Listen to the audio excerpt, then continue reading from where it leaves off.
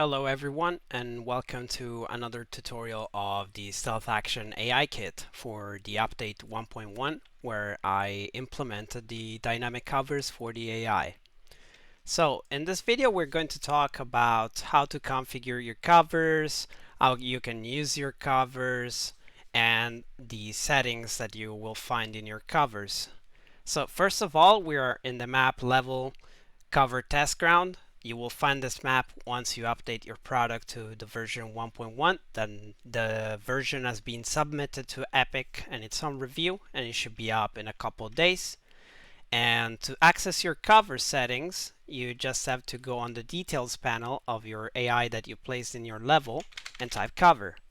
Here you have a bunch of settings that you can tune however you like. So if, for example, right now we have a bunch of settings. The default settings, for example, are this. That means that if I shoot the AI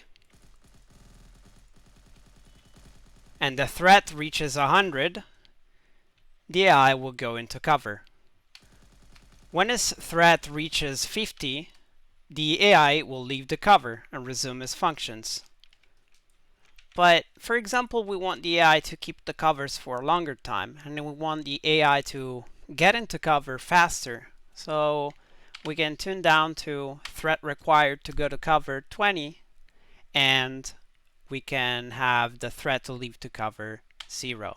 So this way the AI will leave the cover only if the threat reaches 0 and the threat required will be 20. So for the default settings that we have now in the kit, it will be 30 threat per bullet. You can tweak that in your player blueprint, or you can leave it as default. Later on, when I'm going to do the weapon system for the player, each weapon will have configurable threat according to the bullet. So for example, we want this AI to only trace cover on the ground level and not the high ground, so you can disable layer 1 and layer 2. Layer 1 and layer 2 are set up right here, the height where the trace will be.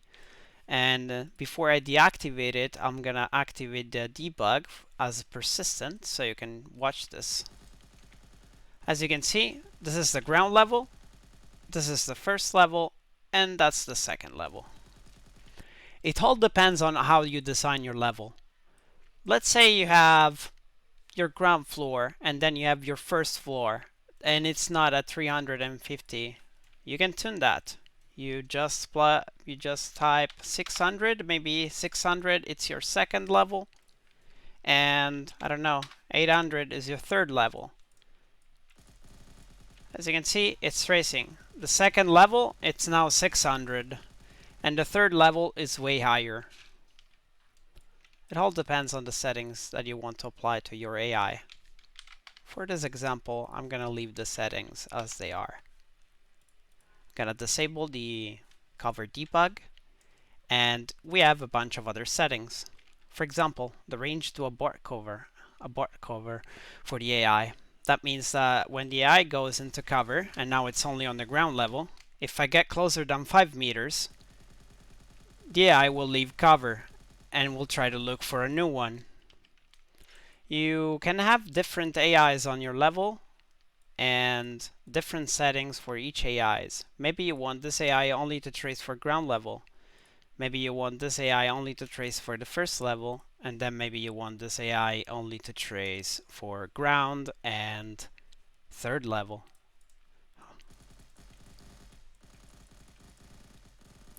Now all the AI are threatened, and they all picked their positions. You can use covers however you like, guys. You can do whatever you want. Maybe you want more AIs, and you can do that. AIs will always try to distance from each other, and will always try to reach for the optimal position. So you have other delays.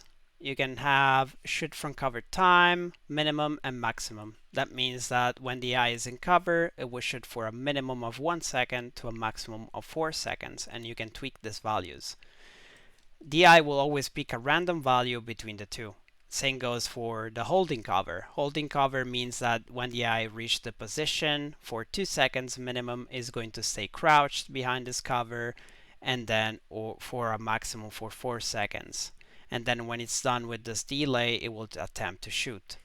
The decay rate is something that is in seconds. For example, you have 1 second and you want the AI to decay the threat every second by 5, and you can tweak that. Maybe you can have the AI never decay the threat, so the AI will never leak cover.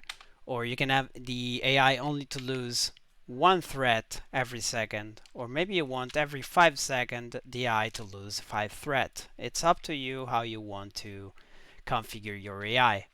Another important thing to notice is that, for example, if this AI is tracing for both first floor and second floor, if there is no reachable path for the second floor, the AI will not reach that.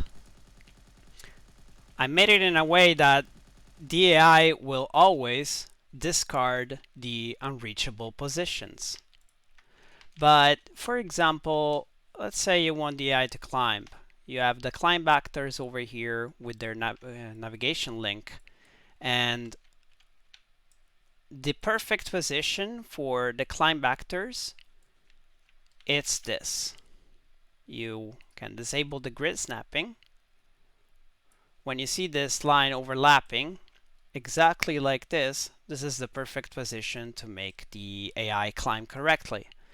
And if the AI chooses to, this time for example it didn't choose to pick that one, but if the AI chooses to pick the climb actor,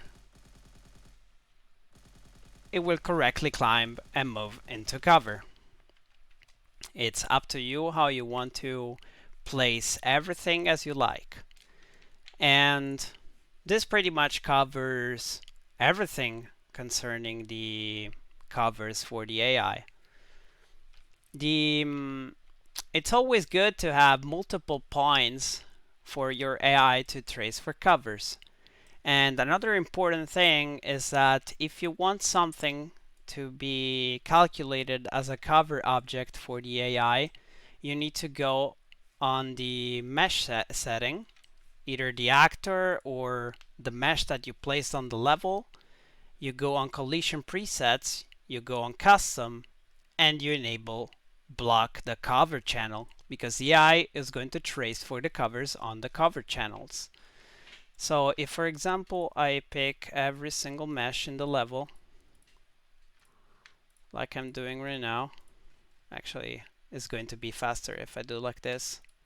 If I pick all the cubes and the AI will ignore covers, even if covers are, even if covers are activated, the AI will never go into cover because he didn't find a suitable cover actor.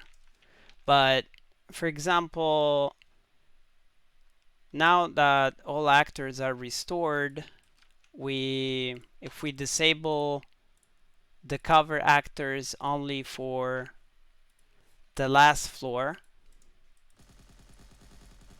the AI won't be able to pick that floor and will always pick that one. So you have total freedom on how you want to set this up. So for example, in this level, I only used these cubes as covers. You could also always use walls or whatever, but I highly suggest that you never use your bound walls or floors or stairs, for example.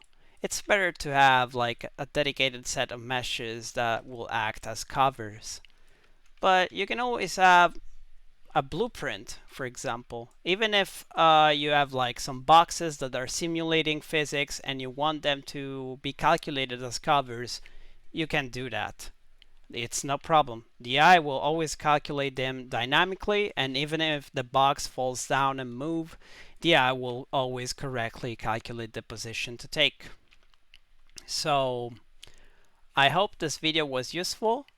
There will be more videos coming, and thank you.